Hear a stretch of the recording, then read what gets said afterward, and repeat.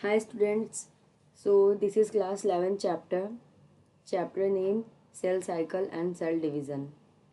So today I am going to teach you the chapter cell cycle and cell division. So like this I am going to teach you all class 11 biology chapter wise.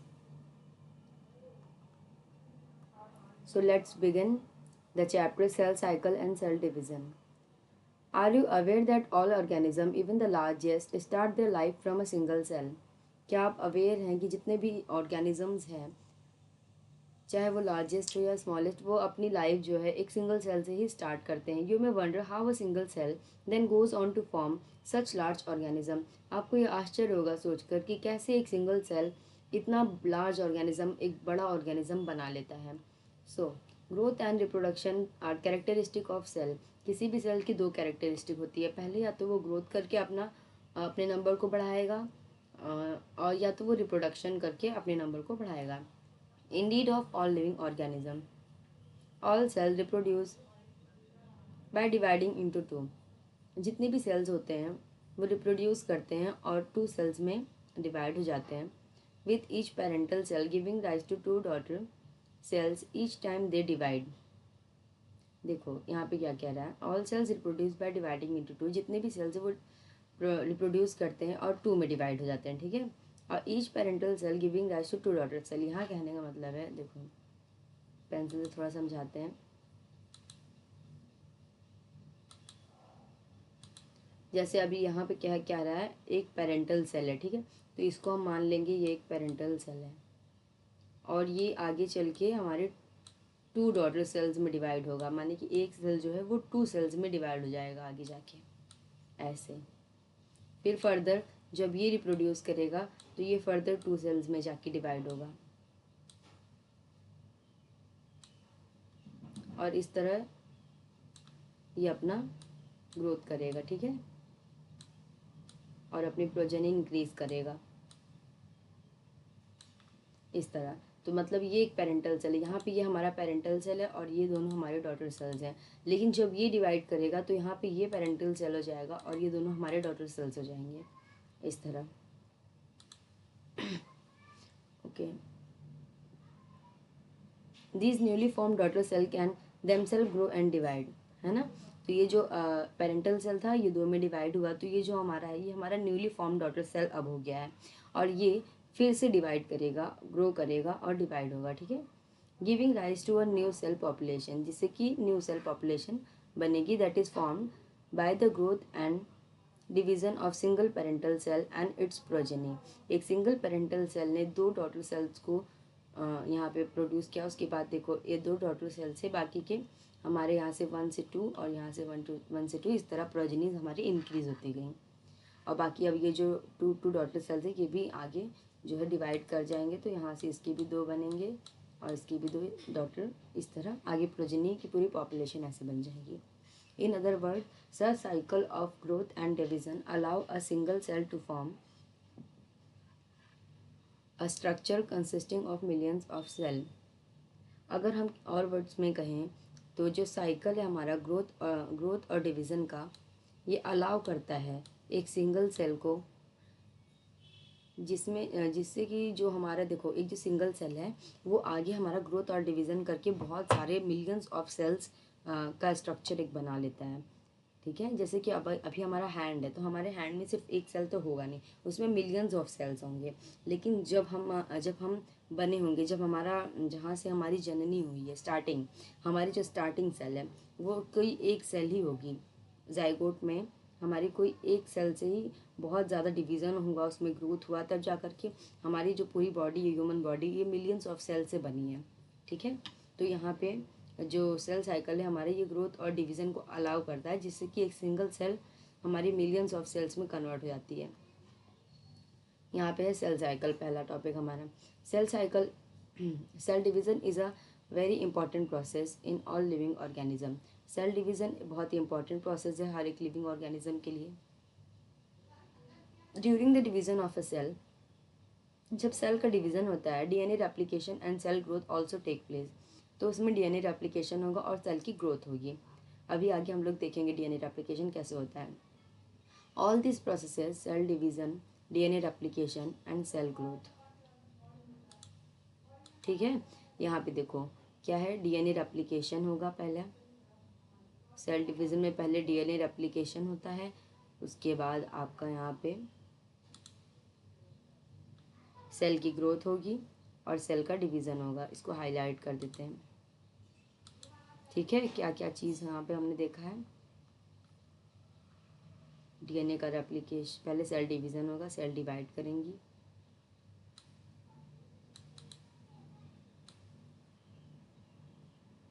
ये highlight क्यों नहीं हो रहा है सही से,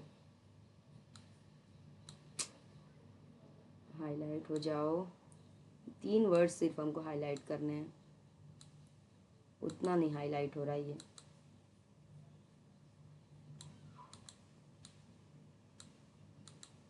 पता नहीं क्या प्रॉब्लम आ रही है इसके साथ। ठीक है, आप लोग समझ जाना, अपनी बुक में आप लोग हाईलाइट कर लेना इन तीनों वर्ड्स को, सेल डिवीजन, डीएनए रेप्लिकेशन और cell growth. Hence have to take place in coordinated way to ensure correct division and formation of progeny cells containing intact genomes. देखो ये जो हमारी सेल साइकिल है, ठीक है, इसमें जो प्रोसेसेस हैं उसमें पहला है हमारा सेल डिवीज़न, सेल का डिवीज़न होता है, फिर उसके बाद डीएनए का रेप्लिकेशन होगा, डीएनए रेप्लिकेशन के बाद हमारी सेल की जो है ग्रोथ होती है। ठीक है, तो ये सारी जो प्रोसेसेस हैं, सेल डिवीज़न, डीएनए रेप्लिकेशन और सेल ग्रोथ, ये कोऑर्डिनेटेड वे में होना चाहिए। ठीक है, जिससे कि ये इंश्योर हो कि जो हमारी प्रोजेनी सेल्स है उसमें जो जीनोम्स है वो इंटैक्ट है उनके साथ। ठीक है, जैसे हमारा यहाँ पे हमने देखा था, ये पेरेंट है, पेरेंट से प्रोजेनी बना, तो अगर पेरेंट के पास कोई एक डीएनए है तो वो इंटैक्ट होना चाहिए, इंटैक्ट होना चाहिए किससे, हमारे डॉटर के डीएनए से। यहाँ पे देखो, यहाँ पे हम एक डीएनए बना देते हैं। देखो जैसे कि ये हमारा बन नहीं रहा, ये पता नहीं कुछ प्रॉब्लम आ गई इसके साथ, तो आप लोग समझ लो। यहाँ पे अगर जैसे ये मेरा पॉइंटर है, इसे समझो कि ये हमारा जो पेरेंटल सेल है, पेरेंटल सेल के पास अगर यहाँ पे डीएनए है, ठीक है, तो जब ये डिवीज़न होगा, जब इसका सेल का डिवीज़न होगा, तो उसी टाइम पे कोऑर्डिनेटेड वे में ही इसमें सेल रेप्लिकेशन होने के टाइम इसमें डीएनए रेप्लिकेशन भी होगा। ठीक है, डीएनए रेप्लिकेशन होने के बाद जो इसका जीनोम रहेगा पेरेंटल सेल का, वो इन दोनों सेल्स यानी ये जो दोनों डॉटर सेल्स हैं इसके साथ इंटैक्ट होना चाहिए। उसके बाद जो है हमारा सेल ग्रोथ होगा आगे। ठीक है,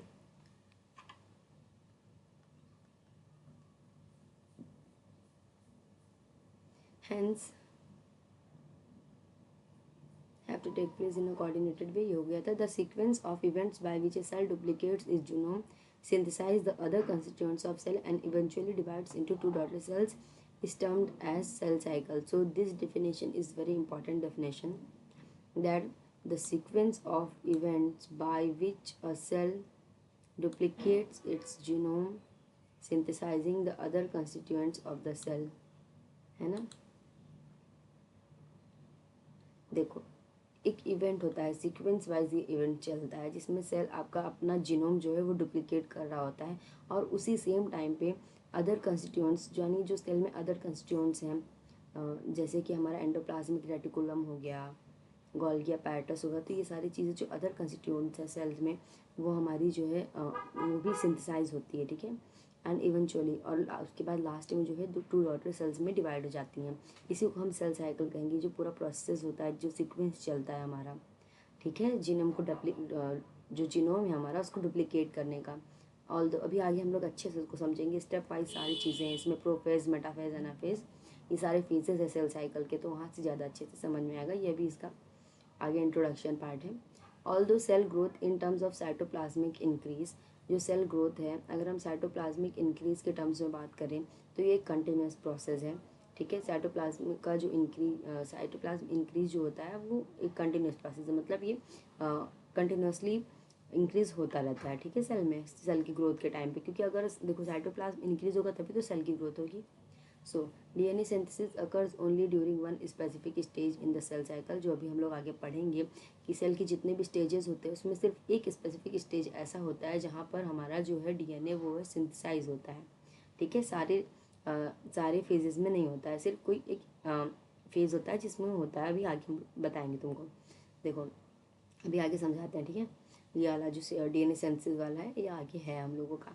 द रेप्लिकेटेड क्रोमोसोम या फिर DNA are then distributed to daughter nuclei. ये जो रेप्लिकेटेड क्रोमोसोम यानी जो क्रोमोसोम हमारा डुप्लीकेट हो चुका है, रेप्लिकेट हो चुका है, ये जो डीएनए हमारे यहाँ रेप्लिकेट हो गया है, वो उसके बाद डिस्ट्रीब्यूट हो जाता है किसमें, डॉटर न्यूक्लियाई, जो आगे हमारे डॉटर न्यूक्लियाई बने उसमें डिस्ट्रीब्यूट हो जाता है by a complex series of events during cell division. Cell division के टाइम पे ये एक बहुत ही कॉम्प्लेक्स इवेंट होता है जब हमारा सेल का रेप्लिकेशन होता है। These events are themself under genetic control. ये जितने भी इवेंट्स होते हैं ये जेनेटिक कंट्रोल के अंदर होते हैं। तो अब हम लोग आ गए हैं मेन टॉपिक हमारा जो है phases of cell cycle.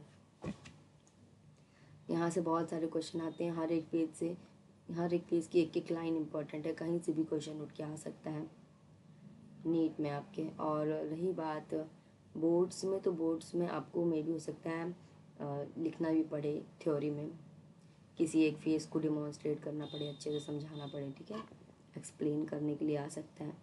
So phases of cell cycle. A typical eukaryotic cell is illustrated by a human cell in culture. हमारी जो ह्यूमन सेल है वो यूकार्योटिक सेल है, ठीक है।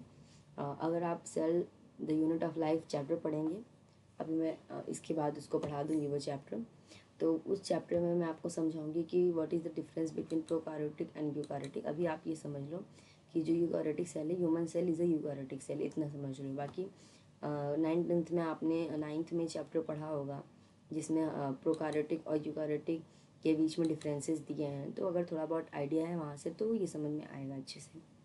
सो these cells divide once in approximately every 24 hours. तो यहाँ से क्वेश्चन बन सकता है हमारा कि जो ह्यूमन सेल है वो कितने आवर्स में डिवाइड करता है, तो ये हमारा आंसर है 24 आवर्स में हमारा डिवाइड करता है, ठीक। However this duration of cell cycle can vary from organism to organism. लेकिन ये जो सेल साइकिल का हमारा, जैसे कि हमारा जो ह्यूमन सेल है 24 आवर्स में डिवाइड कर रहा है, तो मे भी हो सकता है कोई और ऑर्गेनिज्म हो जिसका सेल और ज़्यादा आवर्स में डिवाइड करता हो या कम आवर्स में, ठीक है। इसका एक एग्जांपल और यहाँ हमको दिया, जैसे कि देखो यहाँ पे ईस्ट का जो सेल है, जैसे ह्यूमन सेल को 24 आवर्स लगा, बट ये ईस्ट सेल को पूरा का पूरा सेल साइकिल कंप्लीट करने में सिर्फ 90 मिनट लगा, ठीक है। जबकि पूरा सेल साइकिल ह्यूमन सेल भी कंप्लीट कर रहा है 24 आवर्स में, और पूरा सेल साइकिल हमारा ईस्ट भी कंप्लीट कर रहा है, ठीक है। लेकिन फिर भी देखो ह्यूमन सेल को हमारा 24 आवर्स लगा, ठीक है, उसी सेल साइकिल को कंप्लीट करने के लिए, और इस सेल को 90 मिनट्स, ठीक। तो सबका अलग अलग जो है ड्यूरेशन होता है सेल साइकिल कंप्लीट करने का, हर एक सेल का। यहाँ पे देखो ये फिगर समझो। फिगर में देखो ये G1 फेज़ है, S फेज़ है, G2 फेज़ है, उसके बाद ये पूरा हमारा M फेज़ होता है जिसे हम माइटोसिस फेज़ कहते हैं, ठीक है। प्रोफेज, मेटाफेज, एनाफेज, टीलोफेज, ये 4 इसके फेजेस हैं एम फेज के। एंड लास्ट में जो है सेल डिवाइड कर जाता है, तो यहाँ पे इसकी साइटोकाइनेसिस हो जाती है। Next, the cell cycle is divided into 2 basic phases. इसके 2 बेसिक फेजेस हैं। ये पूरा जितना है हमारा G1, S और G2, ये पूरा हमारा इंटरफेज में आता है, ठीक है। और ये जी ब्लैक से पूरा ये हमारा एम फेज, ये हमारा माइटोसिस फेज है। लेकिन यहाँ से लेकर के देखो ये जो जितना ब्लू वाला लाइन है ये पूरा हमारा इंटरफेज में आएगा, ठीक। ये 2 बेसिक फेजेस यहाँ पे है, एम फेज, उसके बाद ये पूरा interphase. The M phase represent the phase when the actual cell division और माइटोसिस अकर्स। जो हमारा एम फेज है वो एक्चुअल सेल डिवीजन जो होता है यहीं पे होता है हमारा एम फेज में, ठीक है। इंटरफेज, लेकिन इंटरफेज भी अभी आगे देखना आप लोग, इंटरफेज भी बहुत इंपॉर्टेंट रोल प्ले करता है।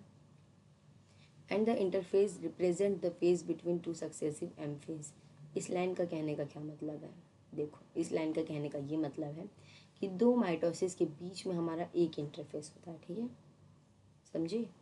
देखो the interphase represent the phase between 2 successive M phase. देखो कहने का क्या मतलब है, इंटरफेस हुआ, एम फेज हुआ, उसके बाद फिर इंटरफेज हुआ, फिर एम फेज हुआ, ठीक है।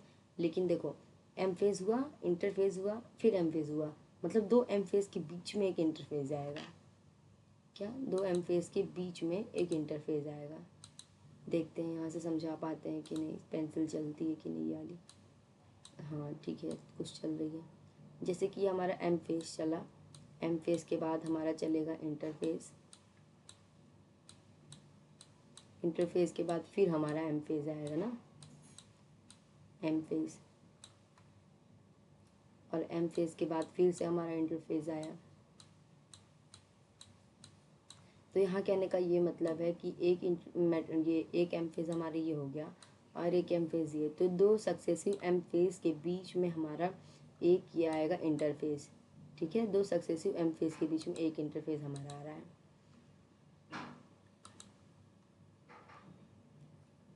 ये था इस लाइन का meaning.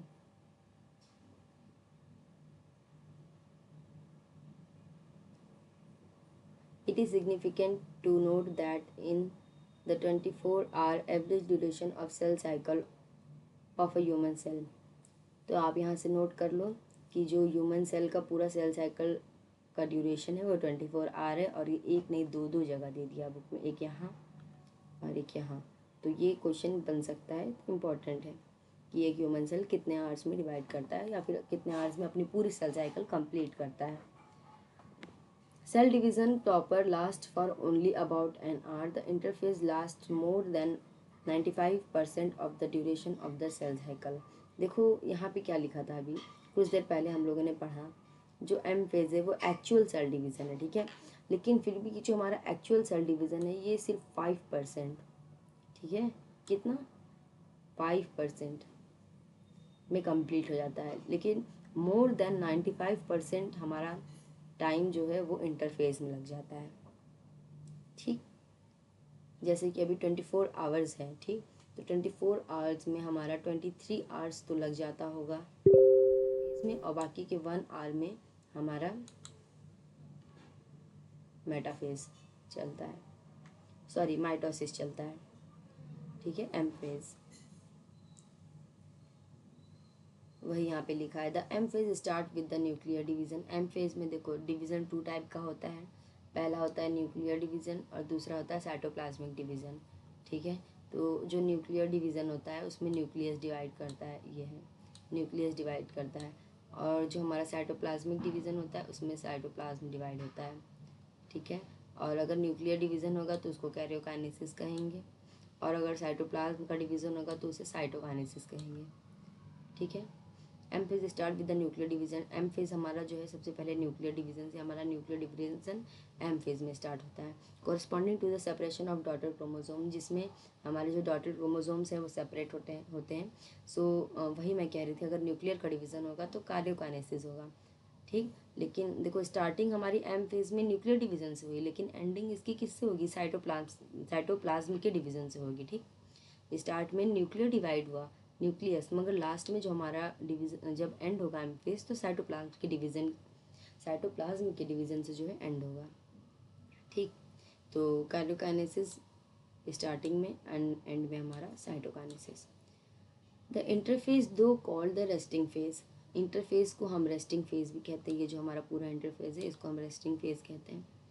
Is the time during which the cell is preparing for division by undergoing both cell growth and DNA replication in an orderly manner, ठीक है। इस टाइम पे क्या होता है, इंटरफेज के टाइम पे हमारा सेल प्रिपेयर कर रहा होता है, ठीक है, क्या कर रहा होता है, प्रिपेयर कर रहा होता है, क्या करने के लिए, डिवीज़न करने के लिए। डिवीज़न कैसे होगा, undergoing both cell growth and DNA replication, cell अपना ग्रोथ करेगा और डीएनए की रेप्लिकेशन करेगा, ठीक है। तो इस इंटरफेज में क्या होता है, ये प्रिपेयरिंग फेज है। जैसे कि अभी आप किसी भी एग्ज़ाम की तैयारी कर रहे हैं तो स्टार्टिंग में आप अगर 365 डेज़ हैं 1 ईयर में, तो उसमें आप पेपर देने तो एक ही दिन जा रहे हैं, लेकिन आप बाकी के 364 डेज़ जो है वो प्रिपरेशन कर रहे हैं। मीन्स आपने 95% ऑफ टाइम तो प्रिपरेशन में अपना लगा दिया। तो वैसे ठीक है, वैसे यहाँ पर भी है, ये पूरा जो इंटरफेज है आपका ये प्रिपेयरिंग फेज़ है, और बाकी के 5% यानी कि जब एक दिन आप एग्ज़ाम देने जाते हैं वो आपका 5%, उसको आप समझो, उस टाइम में आप अपना बेस्ट दे के आते हो, ठीक है। तो उस वही है यहाँ पे एम फेज़ में आपने पूरा कैरोकाइनेसिस और साइटोकाइनेसिस किया, क्यों, यहाँ पे आपने पूरी प्रिपरेशन कर रखी थी, पूरी साइटोकाइनेसिस और कैरोकाइनेसिस करने की, ठीक। तो यहाँ तक आपने सिर्फ प्रिपरेशन की, बाकी जो मेन वर्क है आपने अपना एम फेज़ में किया है, ठीक है।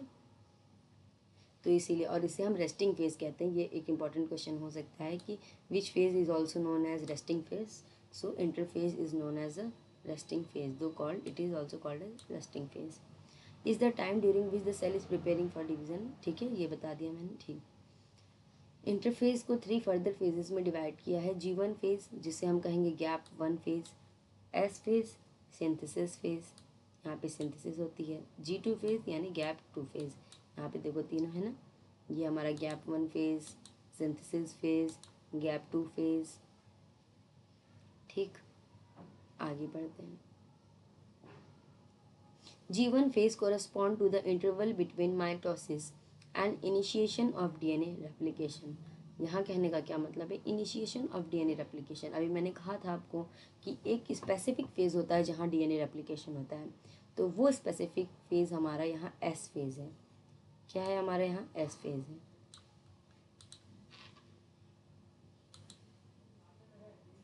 देखो मैं क्या समझाना चाह रही हूँ, यहाँ पे एक लाइन लिखी है जो आपको समझना बहुत ज़रूरी है कि G1 phase correspond to the interval between mitosis and initiation of DNA replication. ये जो हमारा, देखो पहला ये माइटोसिस की बात यहाँ की, और दूसरा डीएनए रेप्लिकेशन। तो डीएनए रेप्लिकेशन हमारा ये एस फेज में हो रहा है। एस फेज में हमारा क्या हो रहा है, डीएनए का रेप्लिकेशन। तो ये कह रहा है यहाँ पे कि जो हमारा G1 फेज है वो माइटोसिस, यानी जब माइटोसिस होती है या फिर जब इनिशिएशन होता है डीएनए रेप्लिकेशन के, उसके बीच वाले इंटरवल में हमारा G1 फेज होता है। इट मीन्स ये जो एम फेज है और ये जो सिंथेसिस फेज है जहाँ पे हमारा डीएनए रेप्लिकेशन हो रहा है, इन दोनों के बीच में जो फेज है वो हमारा G1 फेज है। ठीक है, यही इस लाइन में कहना चाह रहा है कि the G1 phase correspond to the interval between mitosis and initiation of DNA replication. ठीक, ये उस इंटरवल में होता है जब हमारा माइटोसिस या फिर डीएनए रेप्लिकेशन की स्टार्टिंग हो रही हो। During G1 phase the cell is metabolically active. ये क्वेश्चन आता है कि कौन से फेज में क्या हो रहा है। जैसे G1 फेज में हमारा जो सेल है वो मेटाबॉलिकली एक्टिव होता है। क्या होता है, मेटाबॉलिकली एक्टिव, मतलब उसके अंदर का जो मेटाबॉलिज्म है पूरा चल रहा है। एंड कंटिन्यूसली ग्रो, और वो कंटिन्यूसली ग्रो करता रहता है, but does not replicated DNA, लेकिन ये अपने डीएनए को रेप्लिकेट नहीं करता है। ठीक, यहाँ देखते रहना कब अपने डीएनए को रेप्लिकेट करता है। मैंने बताया अभी आपको ऊपर की एस फेज में करता है, इसीलिए यहाँ पे ये मेंशन कर रहा है कि G1 फेज में डज नॉट रेप्लिकेटेड डीएनए, अपना डीएनए नहीं रेप्लिकेट करता ये G1 फेज में। ठीक, लेकिन ये क्वेश्चन आ सकता है कि G1 फेज में क्या क्या प्रोसेस होती हैं, तो उसमें लिख देगा metabolically active, continuously grows, DNA replicate. ठीक है, और कुछ लिख दिया, सिंथेसिस ऑफ डीएनए। तो आपको यहाँ पे अगर ऑड वन आउट करना है तो आप वहाँ पे तुरंत कर देंगे does not replicate its DNA. ठीक, एस और synthesis phase marks the period during which DNA synthesis और replication takes place. This is the most important here कि रेप्लिकेशन आपकी यहाँ पे हो रही है। क्या हो रही है, रेप्लिकेशन हो रही है।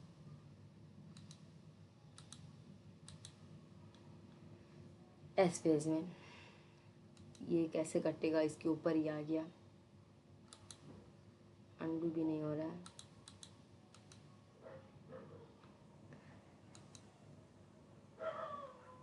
कहाँ से हटेगा ये,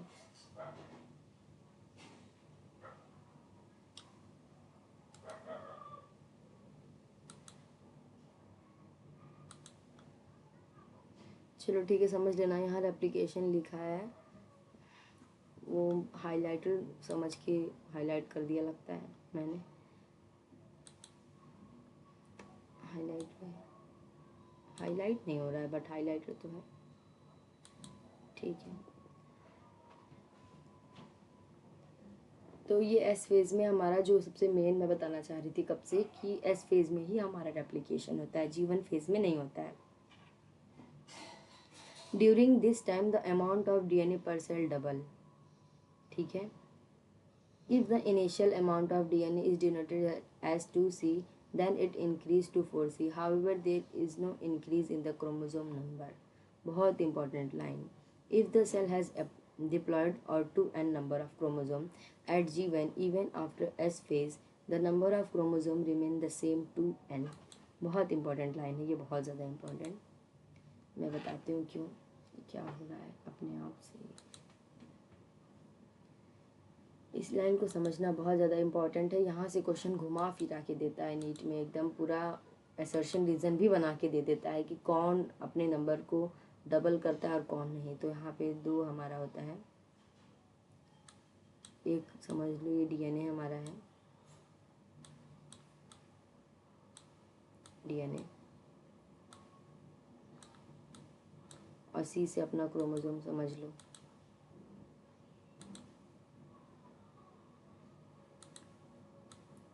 सी से हमारा यहाँ क्रोमोसोम है, बहुत बड़ा है, कैसे लिख पाऊँगी मैं माउस से। ठीक है, माउस से एक्चुअली मैं पेन टैब नहीं यूज़ कर रही हूँ ना, तो माउस से ही मैं लिख रही हूँ, इसीलिए प्रॉब्लम आ रही है थोड़ा। तो ये डीएनए हमारा अगर G1 फेज़ में, किस फेज़ में, G1 फेज़ में, अगर ये 2C है, क्या है 2C, तो ये S फेज़ में क्या होता है, रेप्लिकेट होता है। कौन से फेज़ में रेप्लिकेट होता है, S फेज़ में डीएनए का रेप्लिकेशन होता है। ये ज़रूर याद रहना चाहिए कि किस फेज़ में होता है। तो ये डबल हो जाएगा, 2C से 4C हो जाएगा। लेकिन अगर क्रोमोसोम का नंबर हमारा 2N है, तो ये बिल्कुल भी हमारा डबल नहीं होगा। 2N है, 2N ही रहेगा। ठीक, ये बहुत इम्पोर्टेंट था समझना कि हमारा डीएनए जो है वो अगर G1 में 2C है और क्रोमोसोम अगर G1 में 2N है, तो सिर्फ हमारा डीएनए जो है डबल होता है, क्रोमोसोम डबल नहीं होता है। ठीक, यही है। In animal cell during the S phase DNA replication begin।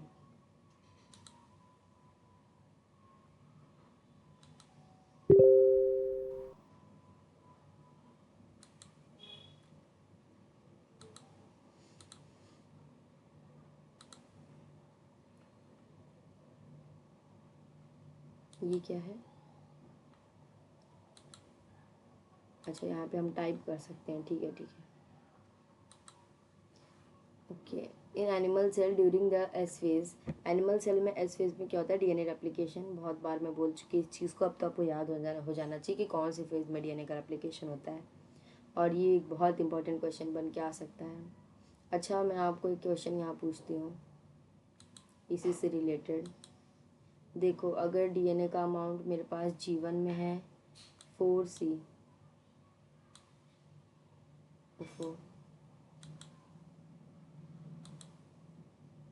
ठीक, G1 में अगर मेरे पास 4C है, क्या हो रहा है भगवान, 4C नहीं लिख पा रहे, सिर्फ इतना यहाँ पे।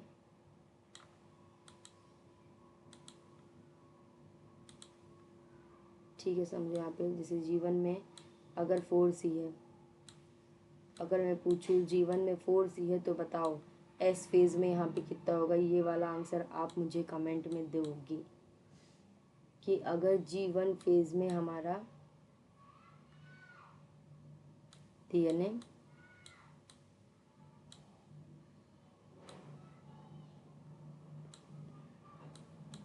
4C है तो S फेज़ में कितना होगा। ओफो, क्या हौच पौच हो रहा है, ये रहने देते हैं भाई। इससे अच्छा लिखने के लिए आप लोग समझ लो, ये बहुत ज़्यादा मैसअप क्रिएट कर दे रहा है, माउस से हो नहीं रहा है बिल्कुल। ठीक, तो आप लोग मुझे आंसर देना। जैसे यहाँ पे G1 फेज़ में हमारा डीएनए, ओफो ये भी मेस्ड अप कर दिया इसने, क्या मैं कहूँ।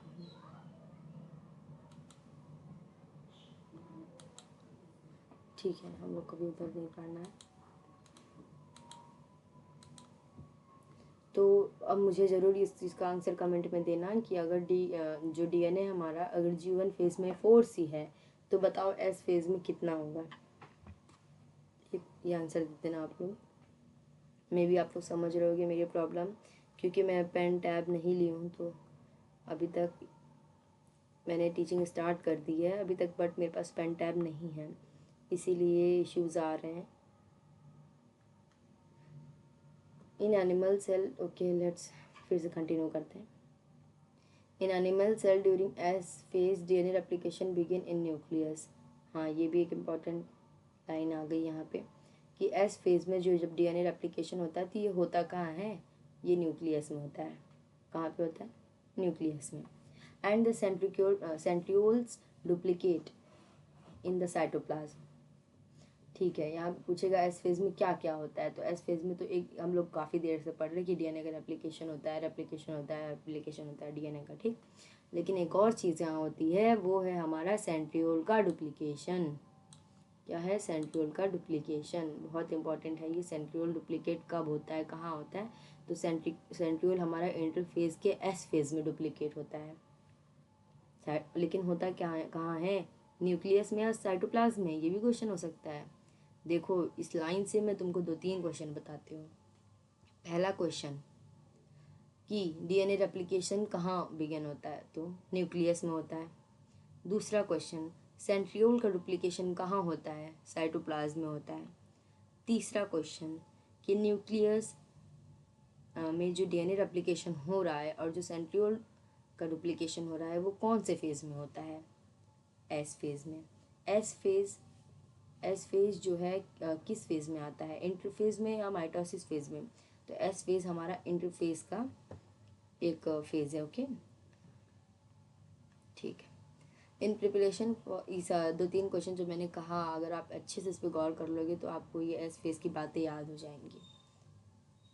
इन प्रिपरेशन फॉर माइटोसिस, तो ये अभी तक प्रिपरेशन हो रही थी हमारी ना माइटोसिस की, S phase, G1 phase, G2 phase. अभी हम लोग प्रिपेयरिंग फेज में हैं। In preparation for mitosis while cell growth, some cells in the adult animals do not appear to exhibit division. देखो प्रिपरेशन के टाइम पे जब माइटोसिस के लिए हम लोग प्रिपरेशन कर रहे हैं, ठीक, 121, ठीक है। तो जब प्रिपरेशन हम लोग कर रहे हैं तो उसमें कुछ सेल्स ऐसी हैं एडल्ट एनिमल्स में, do not appear to exhibit division, जिसमें डिवीज़न नहीं होता है। जैसे हमारी हार्ट की सेल्स, तो हमारी जो हार्ट है, हार्ट की सेल्स वो डिवाइड नहीं करती हैं। क्यों नहीं डिवाइड करती, आपको मतलब वो क्या सेल डिवीज़न नहीं करती, तो नहीं करती हैं भाई, वो सेल डिवीज़न नहीं करती हैं, लेकिन वो मेटाबॉलिकली एक्टिव होती है। क्या अभी आप लोगों ने वर्ड कहीं पढ़ा, मेटाबॉलिकली पढ़ा ना, दिखाती हूँ आपको, आपने ये वर्ड कहाँ पढ़ा है, आपने ये वर्ड पढ़ा है G1 फेज में। G1 फेज कहाँ गया हमारा,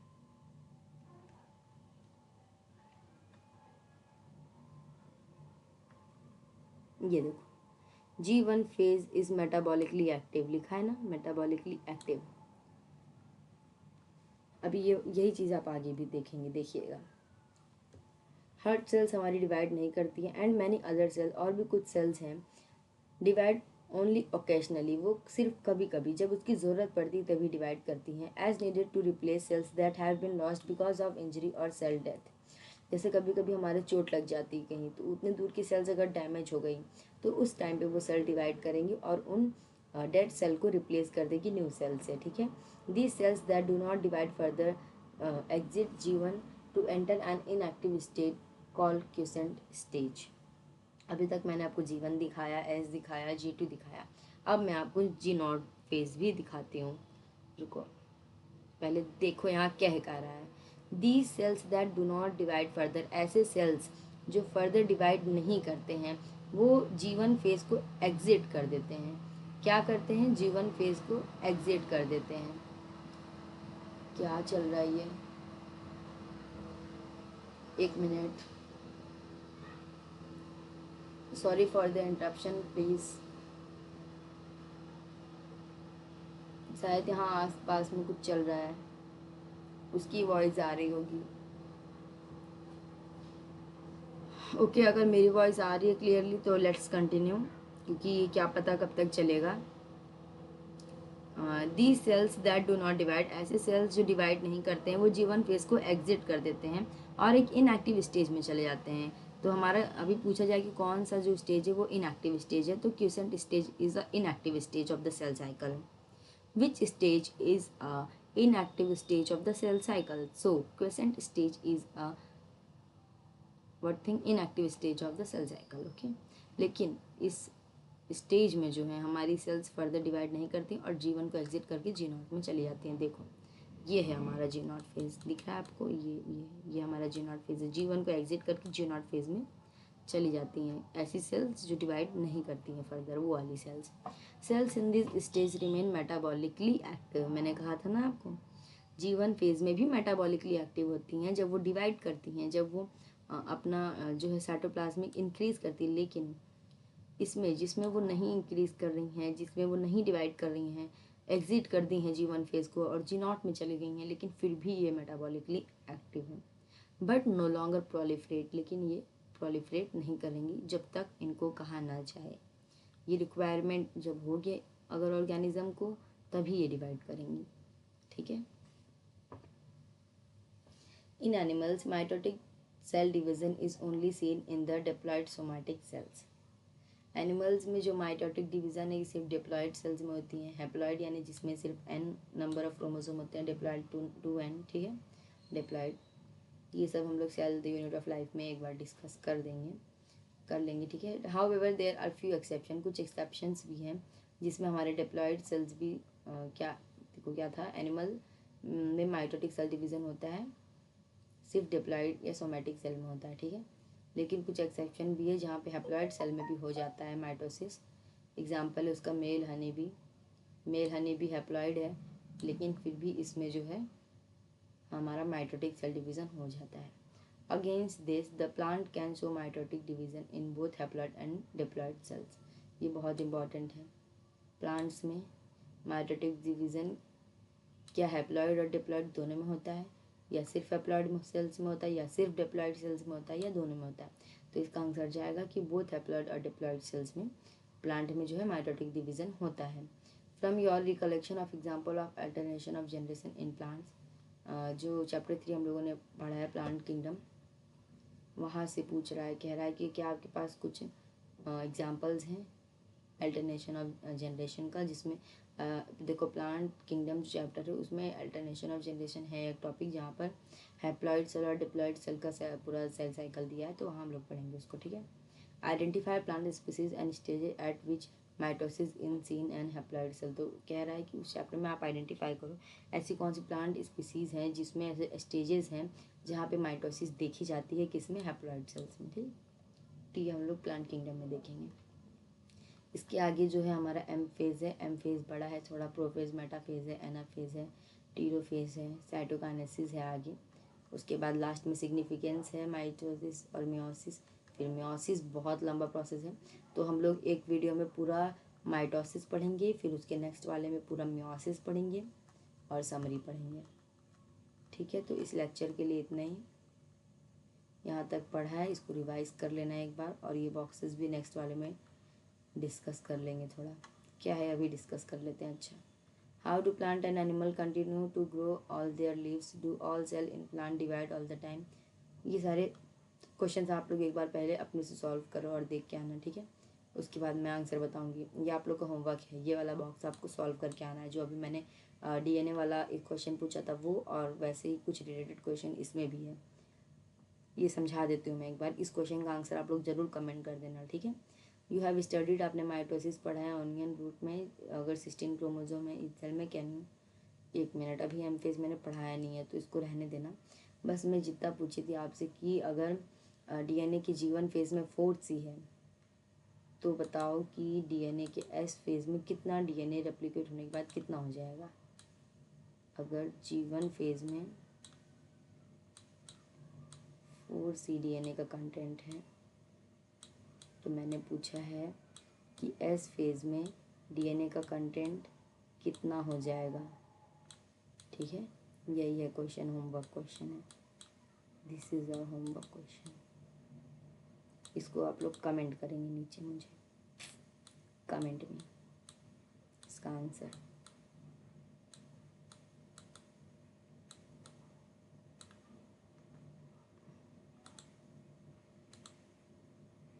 इससे लिख देते हैं जी।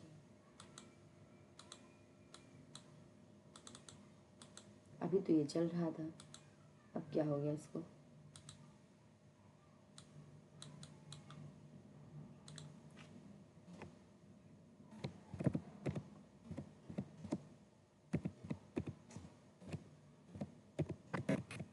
ठीक है, आंसर इसका कमेंट करना मुझे।